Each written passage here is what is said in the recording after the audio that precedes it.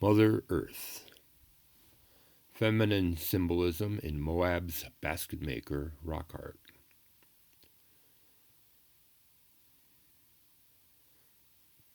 The BASKETMAKER Indians lived in Moab from between 1000 BC and 1000 AD. They created much of Moab's rock art. Hunting is the most common theme. Astronomy comes next, then fertility, at least according to my discoveries, and fertility is the focus of this presentation.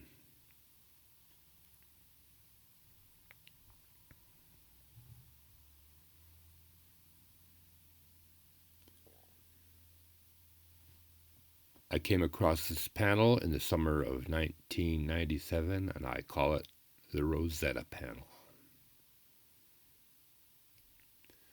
The Rosetta panel provides important keys for BASKETMAKER hunting and gender symbols. This figure's long tail and short ears identify it as a mountain lion.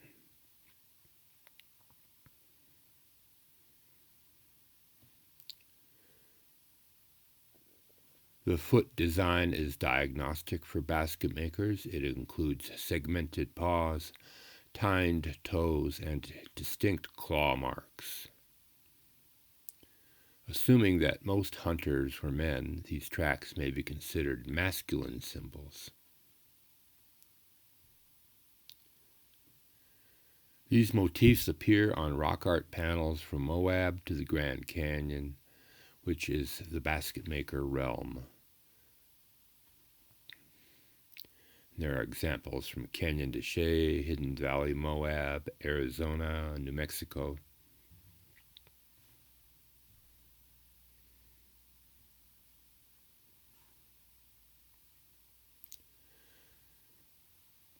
This track is often identified as a bear track. The Rosetta panel suggests otherwise, with a short ear and a long tail. I've come to think of it as a predator track, but the first predator I think of is cat. BASKETMAKERs and mountain lions both hunted sheep, and it's easy to see why they would use a lion track. But this is about feminine rock art, feminine themes, and the Rosetta stone has a really nice vagina and phallus in the middle of the panel.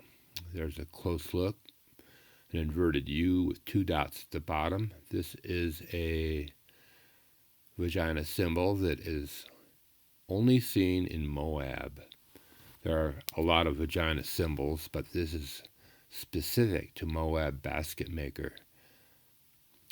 Here's an example from the birthing rock on King Creek, and more on that later, but you can see there's the vagina symbol in the figure's groin.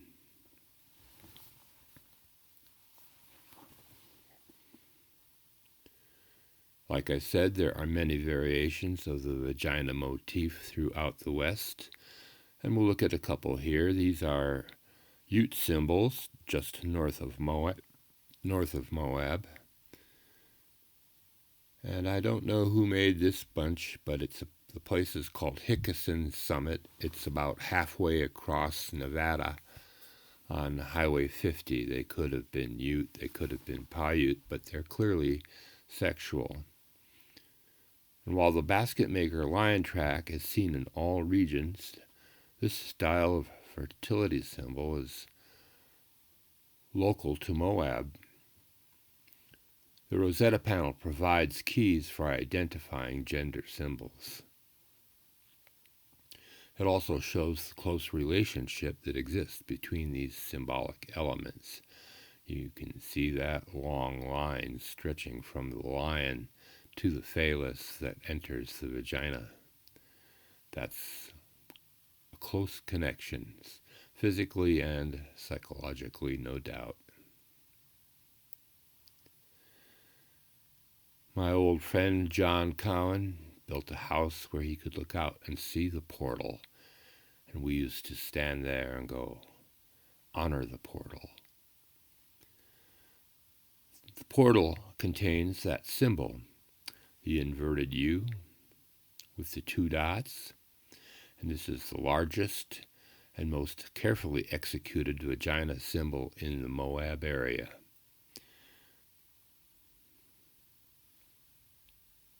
It appears right next to the portal on one of the first surfaces suitable for rock art.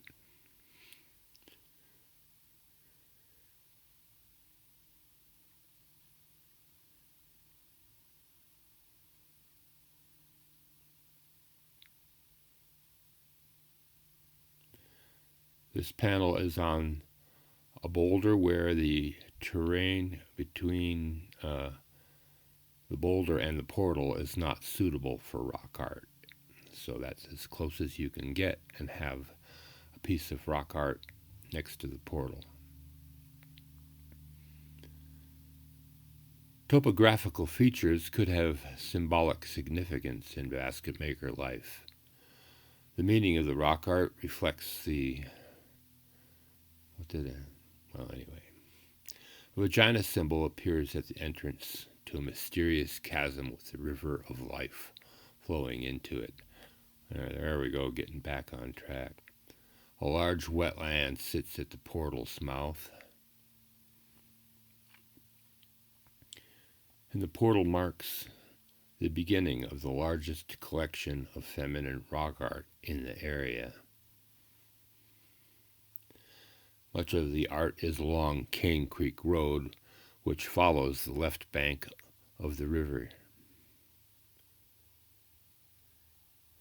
Here's a look at the portal from the inside, and the road comes down there on the right.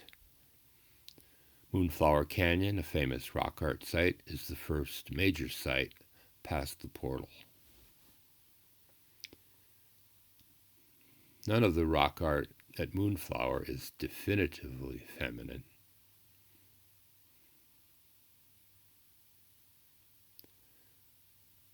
It might be suggestive, but not actually feminine.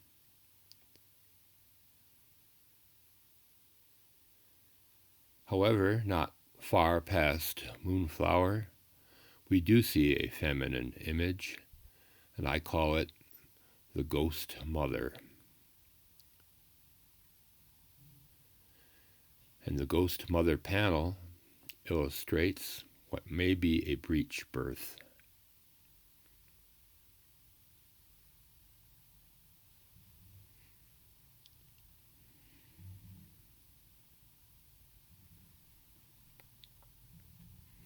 Basketmaker artists often pecked a necklace into the rock and painted the rest of the figure.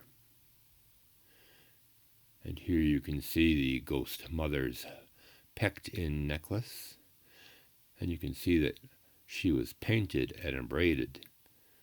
Everything else about her was painted and abraded, and you can still see the hair buns adorning both sides of her head there. Down below, along with having a pecked-out necklace, she also has a pecked-out child. Her legs are spread wide as she brings this baby into the world.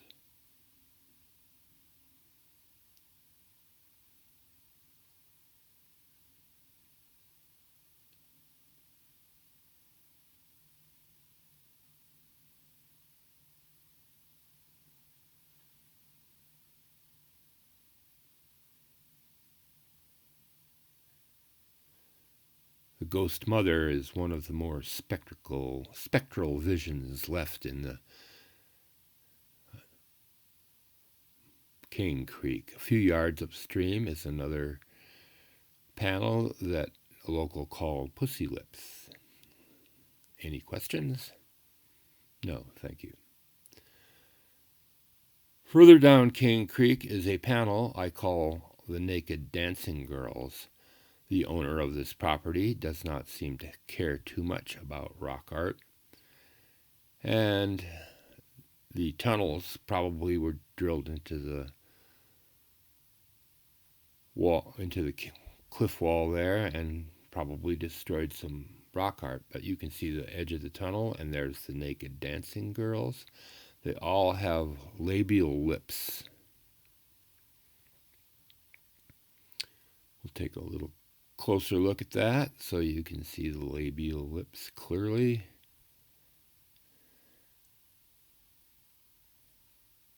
More clearly. The large hands and feet are diagnostic for identifying basket maker art.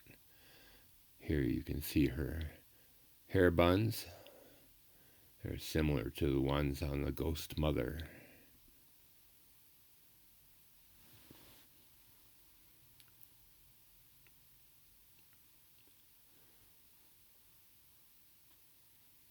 Fertility themes continue at the confluence of Kane Creek and the Colorado River. And this picture is taken from the confluence. There's Kane Creek down below as it slips into the river, and a big parking lot just past it. There was a village at the mouth of Kane Creek where that parking lot is. And most of the pit houses in the area were torn up to make that road and parking lot.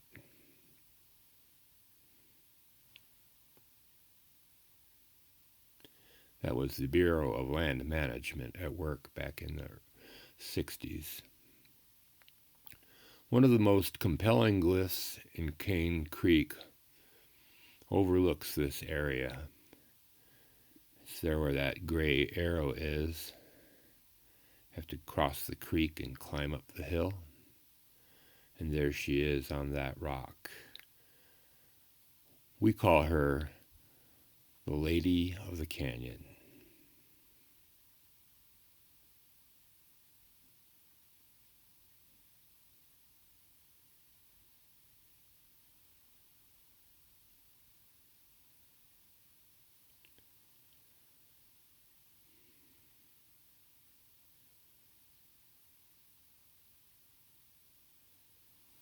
The Lady of the Canyon has well-defined breasts and labial lips.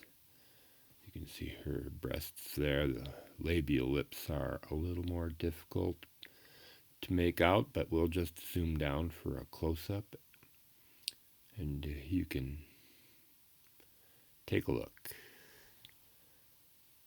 Those little X's are at the bottom of each lip.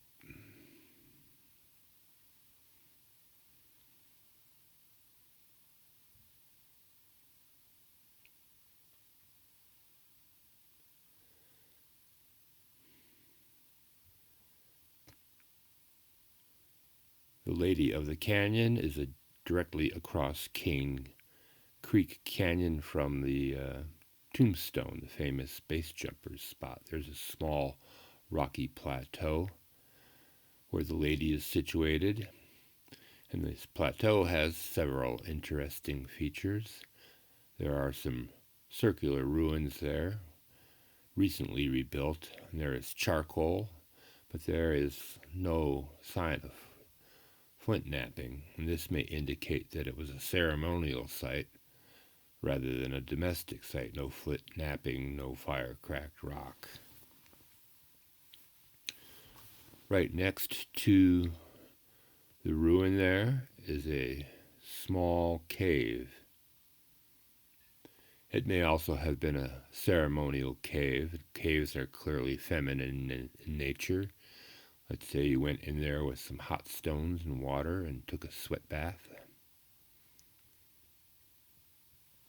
The Lady of the Canyon has a good view of the river corridor upstream towards the portal, and a good view of a good access on the village below, but you can't actually, she's on the other side of the boulder. Another female canyon icon is directly across the stream. There's the Cane Creek Road right after it turns into dirt. And here's another panel. That whole wall is full of panels. This particular figure appears to be pregnant. She has the large hands and the ear ornaments of basket-maker Indians.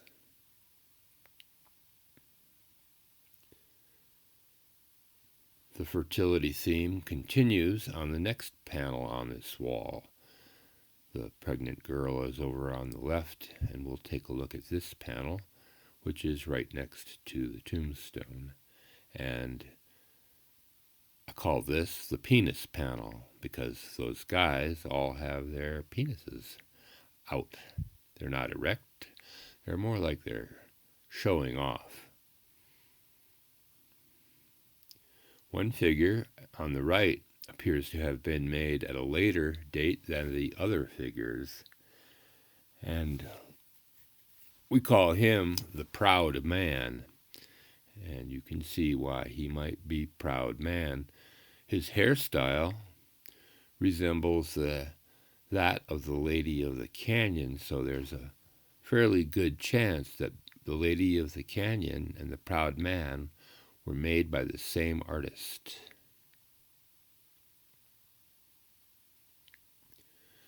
The proud man may shed some light on other symbols in the area.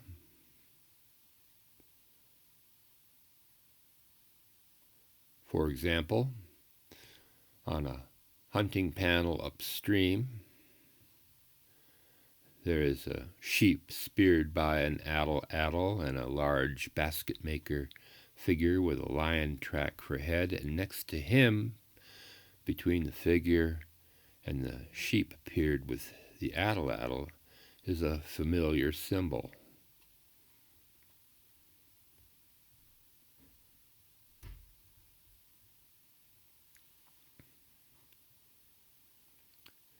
This suggests that hunting was primarily a male occupation.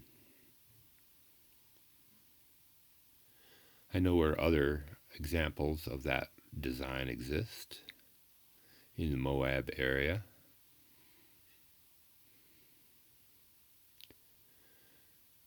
But sticking with the, oh no, there's another example of the proud man.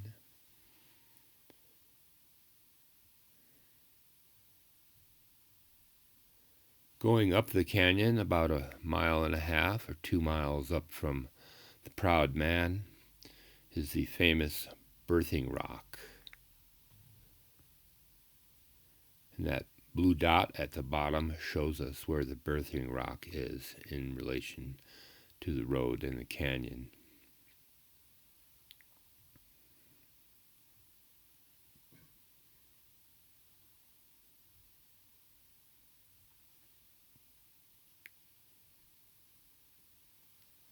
The themes of fertility and hunting are closely linked on the birthing rock.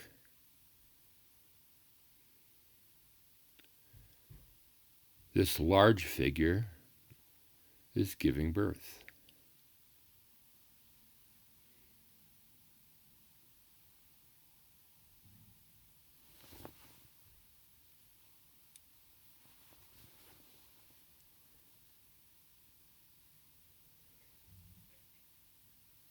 Tears from her eyes stream down her face from her labor pains. This is a motif that also exists other places. I've seen it in San Juan, the crying woman. And she delivers a baby boy, and you can see where the umbilical cord is severed.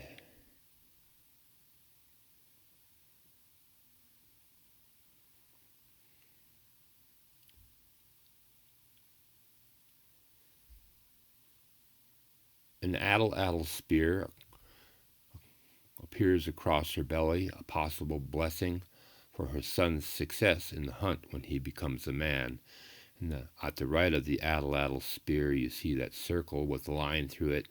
That's the ATLATL symbol, fletching the arrows on the spear that is thrown with a stick. And there are hunters with their ATLATLs on the birthing rock, coming from afar to see the new child. And there's just two little ATLATL guys over on the right where those mauve dots are. We'll zero in on those two. You can see they have their ATLATL throwing sticks and their spears, especially on the one on the right. You can see the fletching on his ATLATL spear.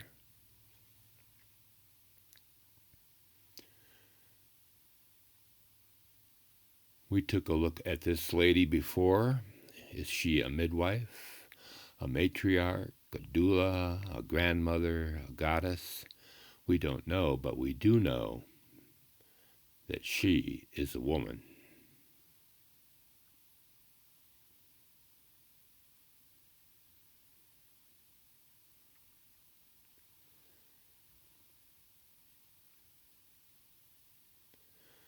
There is a figure on the left of the birthing rock, and people usually associate this figure with the woman giving birth. But that I do not think is the case. She is highly abraded, and there is a BASKETMAKER vagina symbol that she is holding between her legs. It is not as commonly supposed a birthing scene. It is fertility magic. The abraded surface of this glyph indicates a fetish that was rubbed and repeated and painted again and again. You can see it is an inverted U with two dots at the bottom, quite similar to the vagina at the portal. And then that vagina figure was probably had the rest of the woman painted in. And maybe this is the mother of us all.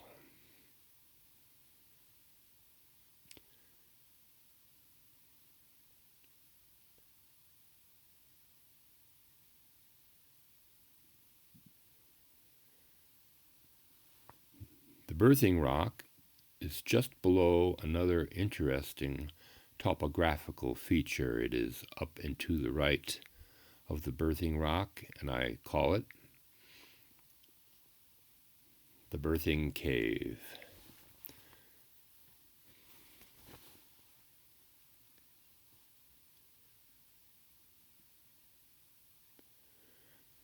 The birthing cave is a vaginally suggestive formation, and it may play an important role in understanding the use of the topography, the choice of that particular rock for the birthing story.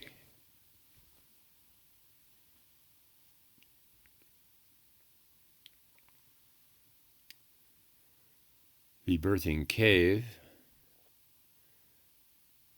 it's what's called a solution pocket. The birthing cave has two womb-like passages, which remind me of the story of the warrior twins, a widespread Native American tale of two brothers and heroes. If you wanted hero brothers born of the same mother, that might do the job. What kinds of ceremonies or rites might have been performed here?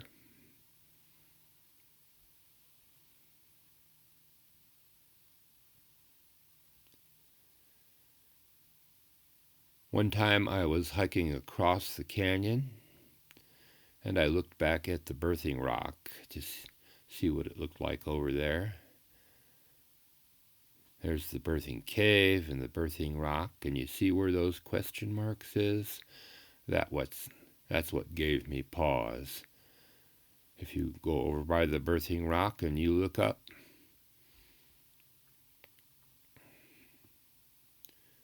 here's what it looks like.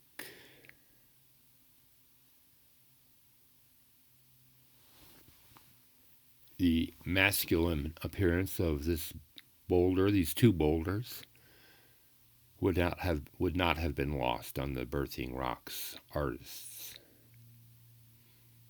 Takes two to tango.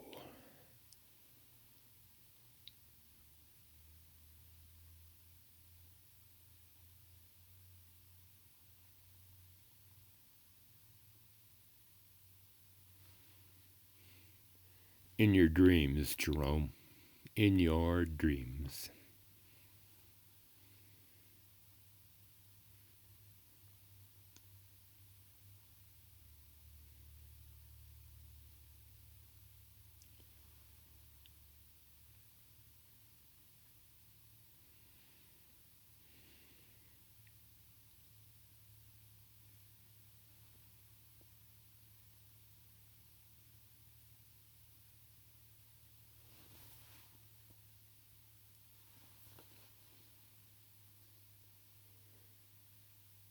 This is Mill Creek Canyon. A 3-mile stretch of Mill Creek holds over 200 panels and 3,000 petroglyphs. Almost all of the rock art here has a hunting theme, illustrating a game drive.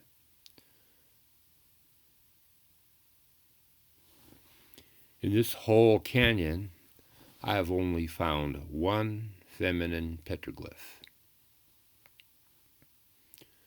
It is in a prominent and important position in one of the last panels in the game drive corridor.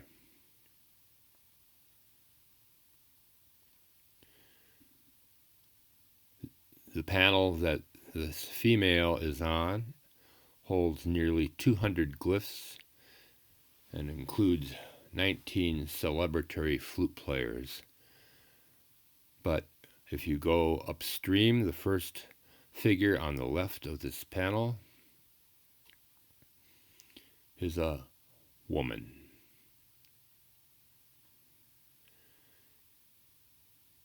Here you can see her breasts, resembling those on Lady of the Canyon, and the clearly phallic character of that flute.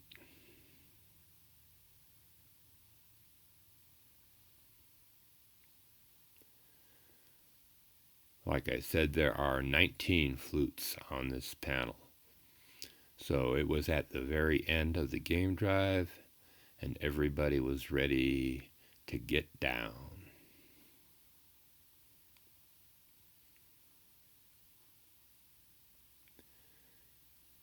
Here the ATLATLs are at ease, the flute players are rocking out, and everybody's having a good time.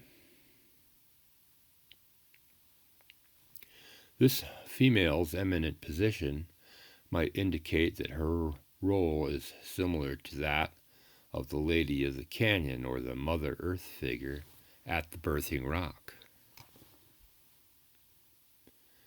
Might indicate. There's nothing definitive to say that, but she is in a prominent position.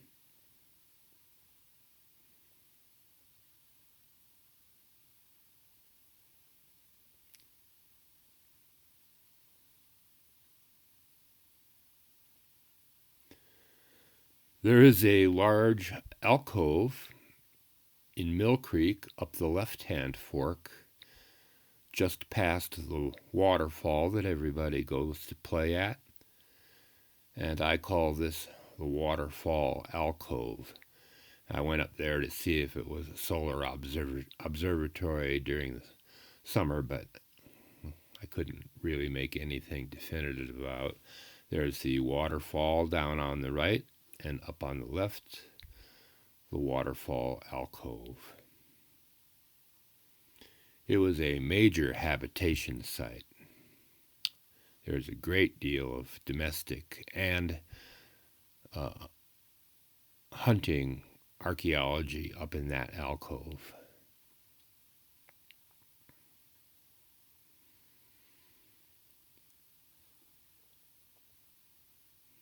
It is positioned so that in the winter, the sun shines into the alcove all day, and I'll have gone up in there on a winter day, and it might be 15 degrees warmer than Spanish Valley where Moab is, which is only about a mile or a mile and a half, but it'll be 15 degrees warmer. In the summer, the sun doesn't shine into this alcove for months, keeping it cool and comfortable. So warm in the winter and cool in the summer. There is year-round running water.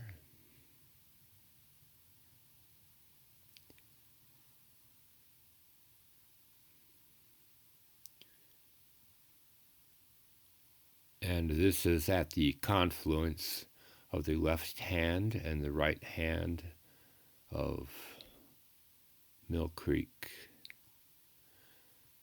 The alcove is straight ahead up this canyon, the left-hand canyon, about quarter mile up. The alcove is full of rock art.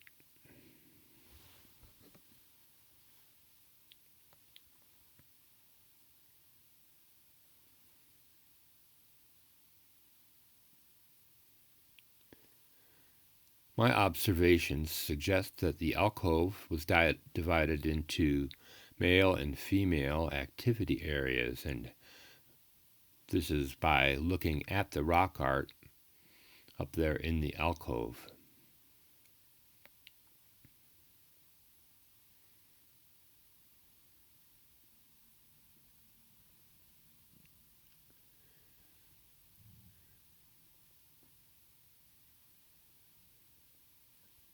The men were on the left,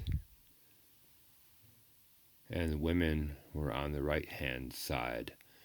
There was definitely appears to have been some segregation in activity here.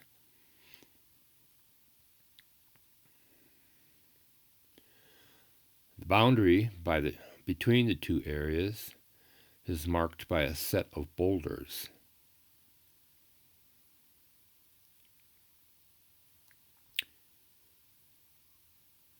And they mark the boundary between the men's area on this side and the women's area on the other side of those boulders.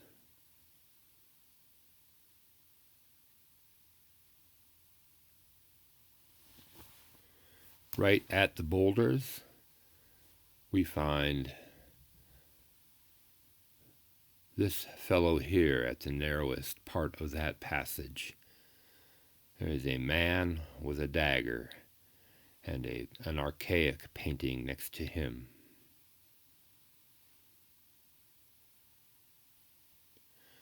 The fact that there's archaic art here might suggest that as a habitation it was actually segregated for many thousands of years. Several archaeological features indicate the gender-specific uses of these two sides. On the women's side, there are numerous grinding slicks, call them metates, and they were used to grind seeds, grain, and paint. And here you can see some of the metates have a little paint in them, especially that one on the right.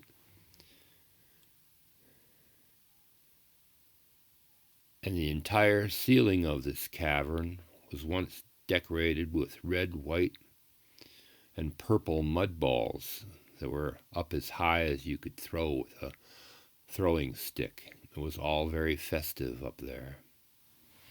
And the colors for those colored paintballs were probably produced in these metates. You can still see the red, especially in the middle metate, and the black in the two metates on the side.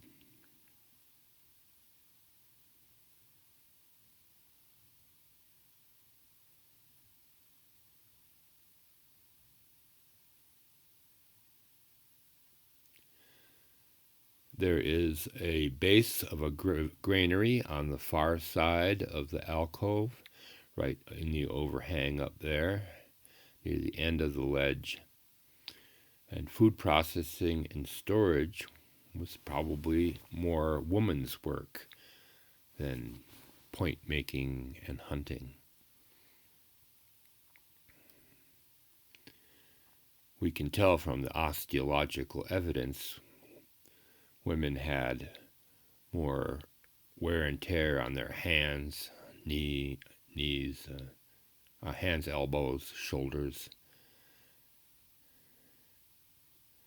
There's a little granary there, and that women's area also contains mortar from granaries, charcoal, cooking rocks. There's a point there, there's corn stalks, cobs and corn stalks are there. I found all of these right here in this pile of boulders. We'll see it coming up here in a second. And these boulders are at the center of the woman's area.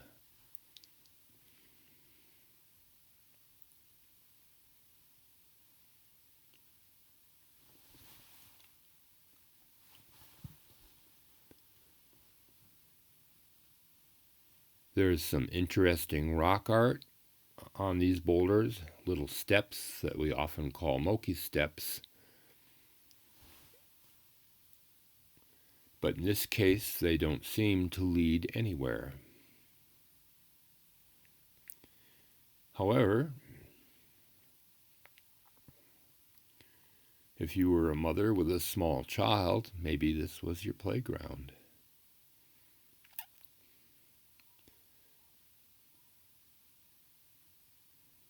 There are some petroglyphs on that rock that was on the right of the boulder, and you can see some little Moki steps that were chipped up the side of that rock.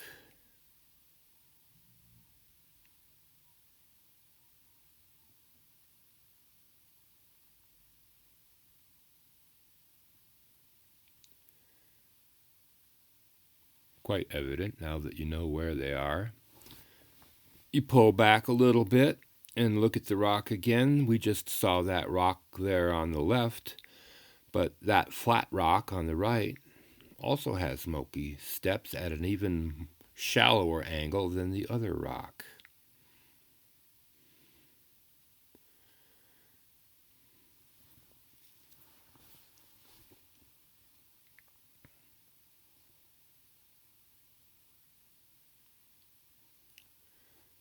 And there you can see the steps, right foot, left foot, right foot, left foot, right foot. And imagine a little 2-year-old tottering up that boulder while his mother ground corn nearby. You'd learn to be a pretty good climber if that was your playground as a child.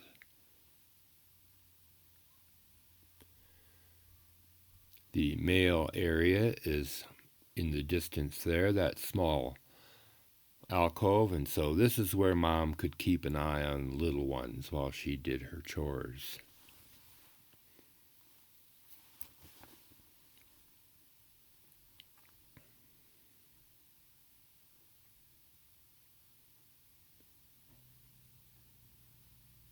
There is only one clearly female glyph. Actually, it's a pictograph on the women's side.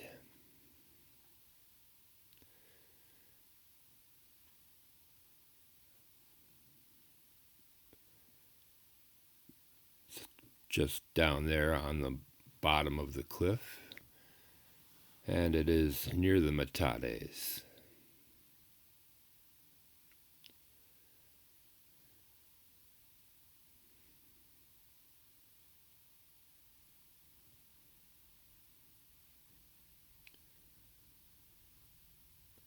This pictograph has a large red headdress has a distinctive necklace, and part of it was etched in or carved in. The headdress and the necklace were painted. And I call her the Red Lady for that reason.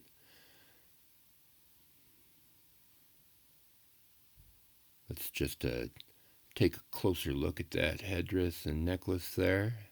Really quite nice.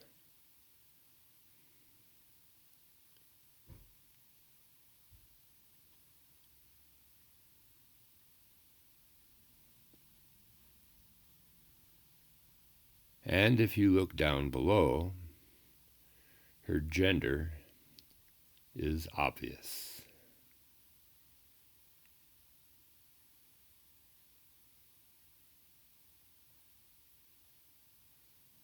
This may be an archaic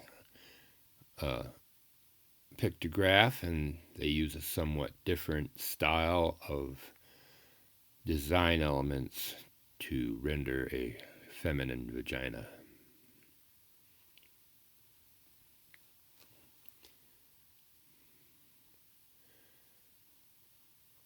She may be the guardian spirit of the waterfall alcove, or the guardian spirit for the women who lived and worked and raised their families there. Going back towards the men's side, you go through past those boulders, and the main activity area is that alcove at the far right.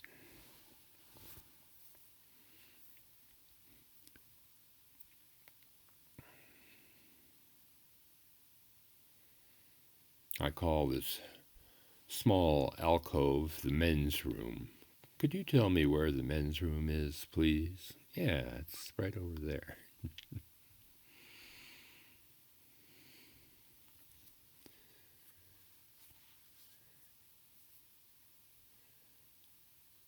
The Indians built a dirt floor inside that alcove that was nearly 2 feet thick.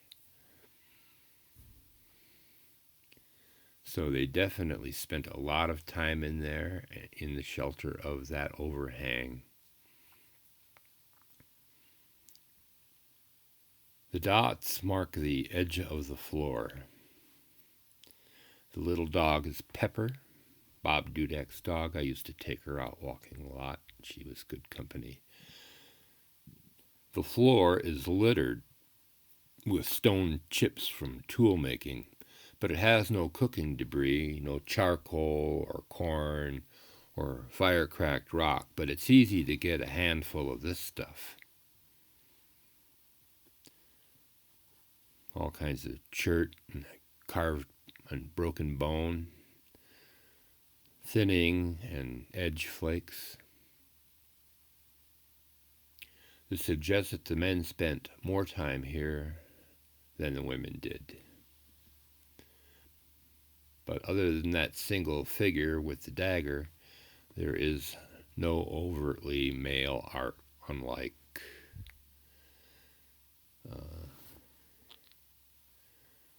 by the Lady of the Canyon, which was a more celebratory. A lot of rock art I've seen is near dinosaur tracks.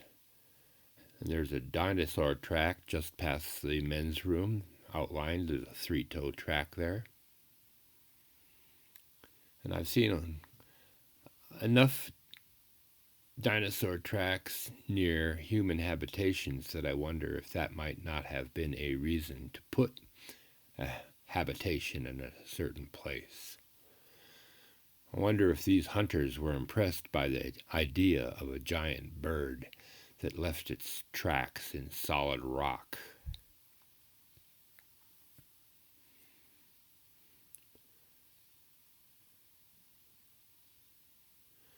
There are a number of interesting pictographs and petroglyphs on the men's side, but they are not the subject of this show and do not reveal gender per se.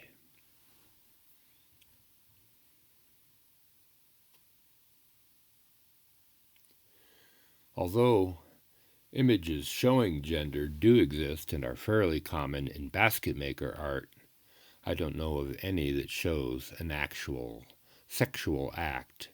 In the later Ute rock art traditions, we see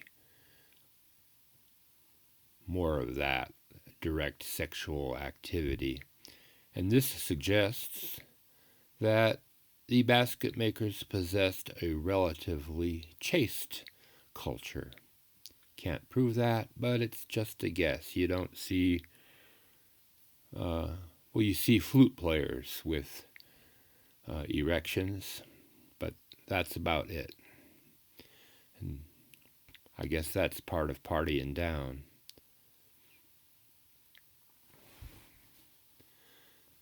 Everybody loves Mill Creek.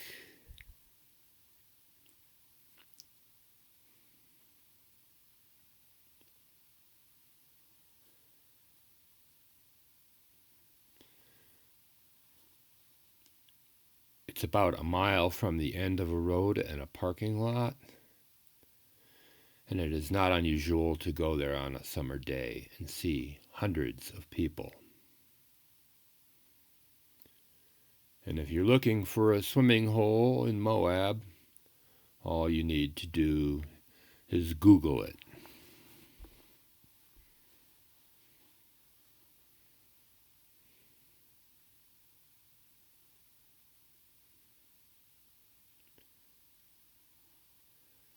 You get 3 pages of this kind of stuff before you find the Bureau of Land Management page.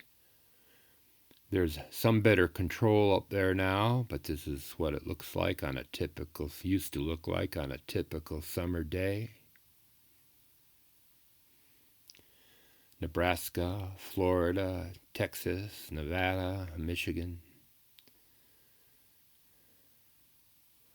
Whole school buses and tour buses full of people coming up there. Here's something really scary.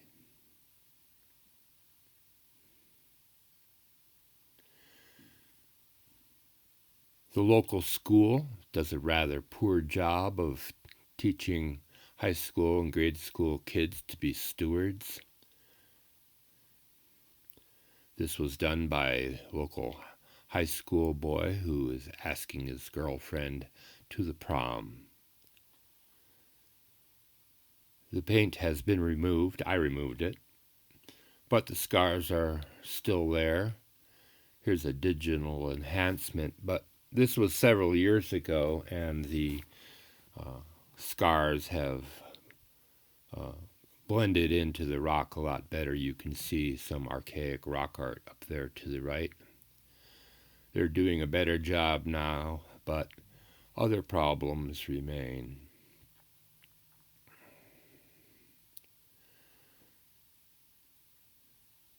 It would make a lot of sense to move the main parking lot across the street. There's a big, much larger area there where you could build a park. Right now, the only thing that it gets used for is jeep climbing.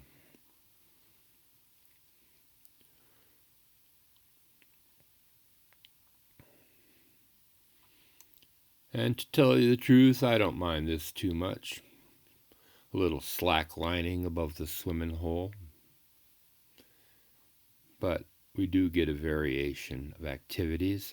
There is a dam. It's called the powerhouse area. And the young men go jumping off. There's this small spot where they can land uninjured. And there are a few young men, older men now, who are walking around Moab with lolling their heads and on their canes from that. The time has come to make changes in Mill Creek. My personal feeling is that it should be turned into a fee area by the Bureau of Land Management, have some parking and some outhouses put there. You get 300 people and no outhouse for 2 miles.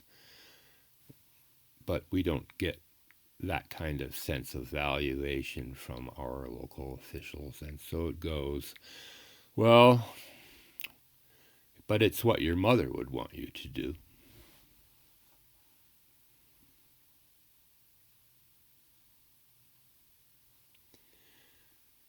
I produced this show in May of 2012, and I'm glad to present it to you now.